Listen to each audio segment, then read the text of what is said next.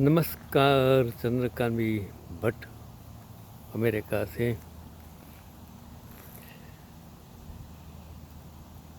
तू हिंदू बनेगा न मुसलमान बनेगा, इंसान की औलाद से इंसान बनेगा। हिंदू, मुस्लिम, सिख, ईसाई, कोई भी धर्म हो, और हर धर्म में कोई न कोई त्यौहार होता है, फेस्टिवल्स होता है, और ईश्वर के नाम एक संदेश है, ईश्वर को याद करने का एक तरीका है। और यही एक तरीका जो हिंदू धर्म में है, जो सब मनाते हैं, और आजकल तो पूरे विश्व में मौसम बना दी है। ये त्यौहार जिस पर्पस, जिस संजोगों में वो नवरात्रि का त्यौहार था, और उसका जो राजकीयकरण, बिजनेस ओरिएंटेड जो बना दिया है, वो बहुत दुख की बात है। नवरात्रि एक हिंदू त्यौहार है जो बुराई पर अच्छाई की जीत का जश्न मनाता है, और देवी दुर्गा और दिव्य श्री के सम्मान में मनाया जाता है। कहानी, यह त्यौहार देवी दुर्गा और राक्षस महिषासुर के बीच युद्ध की कहानी पर आधारित है। भगवान ब्रह्मा ने महिषासुर को अमरता प्रदान की, लेकिन केवल एक महिला ही उसे हरा सकती थी। देवताओं ने भगवान ब्रह्मा, विष्णु और शिव से मदद की प्रार्थना की, और उन्होंने अपनी शक्तियों को मिलाकर दुर्गा का निर्माण किया। देखिए कितनी, मैं जो बात करता हूँ, मैंने सब कुछ पढ़ा, समझा कि उस जमाने में किस संजोग में, किस परिस्थिति में जो ये त्यौहार की शुरुआत, और किस इतिहास के पन्ने पर लिखा हुआ जो है उसकी मैं बात करता हूँ, कि दुर्गा ने एक शेर मीन्स टाइगर पर चढ़कर 9 दिनों और रातों तक महिषासुर से युद्ध किया, और अंततः उसे हरा दिया। आप समझ सकते हो, शेर टाइगर उस पर बैठकर युद्ध करना, क्या ये सर्कस में भी होता है, पिंजरे में भी होता है, सभी जगह होता है। शेर एक मांसाहारी जंगली प्राणी है, फिर भी उसको इंसान किस तरह वश में कर सकता है, वो हम सर्कस में तो देख सकते हैं किस तरह उनसे काम लिया जाता है। चलो मैं बात आगे की करता हूँ कि जो उसका नाम कैसे, नवरात्रि क्यों? नवरात्रि ये शब्द संस्कृत के शब्द नव, जिसका अर्थ है 9 मतलब 9, और रात्रि, नवरात्रि, नव मीन्स 9, रात्रि मीन्स नाइट, 9 नाइट्स उसका मतलब होता है, और जिसका अर्थ जो मैंने कहा कि ये दोनों से मिलाकर नवरात्रि बनता है, 9 नाइट्स। उत्सव नवरात्रि के दौरान भक्त त्यौहार के प्रत्येक दिन देवी दुर्गा के विभिन्न स्वरूपों की पूजा करते हैं। वो दुर्गा का 9 स्वरूप की पूजा करते हैं। मैंने सुना था, पढ़ा था कि वो स्त्री का एक स्वरूप, 9 प्रकार का स्वरूप का वर्णन किया जाता है। ये सिंबल्स हैं, स्त्री के लिए एक सिंबल बना दिया है कि स्त्री का कितने कितने स्वरूप होते हैं।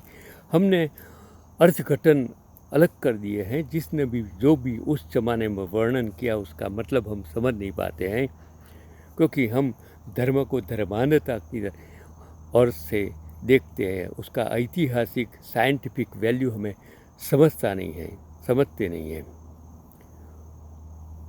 तो वो नव स्वरूप की पूजा भी करते हैं, प्रार्थना भी करते हैं, ध्यान भी करते हैं, उपासना भी करते हैं, लेकिन उसके साथ जो महत्व की चीज़ जो मैंने पढ़ी समझी, क्योंकि उस जमाने में लोग ज़्यादातर मांसाहारी थे, मनुष्यवध में मानते थे। उसमें से बाहर निकालने का काम कितने धर्मों ने किया। जिस धर्म में मनुष्यवध पशुवध को अच्छा नहीं समझते थे, इसके लिए रिवॉल्यूशन जो क्रांति होती है धर्म में, वो क्रांति उसलिए होती है कि जो मनुष्य में जो संस्कृति मनुष्य के विरुद्ध की है, गलत चीज़ है। और इसके लिए जो मैंने पढ़ा कि जो उपवास करते हैं उसका कारण, और मांसाहारी भोजन, शराब और तंबाकू से परहेज करते हैं ये लोग। मीन्स ये व्यसन भी हैं, गलत भी है। मांसाहारी मनुष्य अगर मांसाहारी भोजन करता है तो उसके दिमाग में शैतान होता है, ऐसा मानते हैं, विज्ञान भी कहता है। जैसा अन्न उसका उड़कार हम बोलते हैं, जैसा खाते हैं ऐसा ही हमारे विचार, वर्तन, वाणी हो जाती है, ऐसा मानते हैं। ये मैं नहीं कहता हूँ, लेकिन विज्ञान भी कहता है, समाज भी कहता है, जो समझते हैं वो लोग भी कहते हैं कि मांसाहारी भोजन, शराब और तंबाकू मतलब ऑल व्यसन्स से परहेज करते हैं। और इसके लिए जो भक्त होते हैं त्यौहार के प्रत्येक दिन से जुड़ा रंग भी पहन सकते हैं। जो नवरात्रि मैंने कहा कि 9 रातों तक चलता है और प्रत्येक रात देवी दुर्गा के एक रूप को समर्पित है, और हर दिन खुशी, ताकत और समृद्धि जैसे अद्वितीय गुणों के प्रतीक एक रंग से जुड़ा हुआ है। मतलब प्रत्येक रंग का अर्थ होता है। जैसे प्रत्येक दिन देवी का अलग अलग स्वरूप जो होता है वो सिंबल से वो समझाता है, इसी तरह प्रत्येक रंग के कपड़े पहनकर जो नवरात्रि करते हैं उसका भी ये रंग से साथ जो रंग है उसके साथ संबंध है।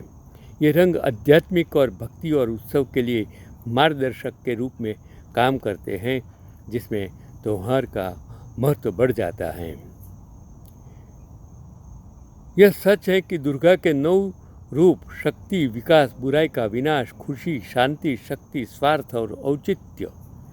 समझिए जो मैंने कहा ना कि 9 रूप शक्ति,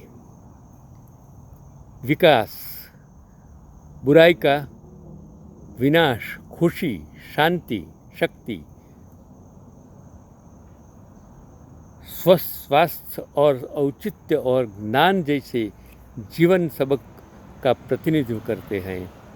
और हिंदू दर्शन के अनुसार इन लड़कियों को प्राकृतिक शक्ति की अभिव्यक्ति माना जाता है। देखो ज़्यादातर ये जो त्यौहार हैं वो औरतों लड़कियों के लिए हैं, कि इसके लिए इन लड़कियों को प्राकृतिक शक्ति की अभिव्यक्ति माना जाता है। कि सुजन का किंवदंती कहती हैं कि नवरात्रि के 9 दिन की शक्ति ने अवतार लिया था। शक्ति ने 9वें दिन ही शक्ति ने अवतार लिया था। और नवरात्रि के पीछे का क्या तर्क है कि नवरात्रि जो 9 को 2 अर्थ में समझा जाता है। 9 मीन्स 9 और दूसरा 9 मीन्स न्यू, नया भी उसका अर्थ होता है। यह एक ऐसा अवसर है जो हमारे जीवन में ताजगी और ताजगी ही लाता है, क्योंकि हम इन 9 रात्रों के लिए अपने स्रोत पर वापस आते हैं, अपने दिमाग को प्रतिदिन की सभी परेशानियों से दूर रखते हैं और आत्म जांच के में समय बिताते हैं। राक्षस महिषासुर का मारने के लिए देवताओं के अनुरोध पर देवी दुर्गा की नवरात्रि का आध्यात्मिक महत्व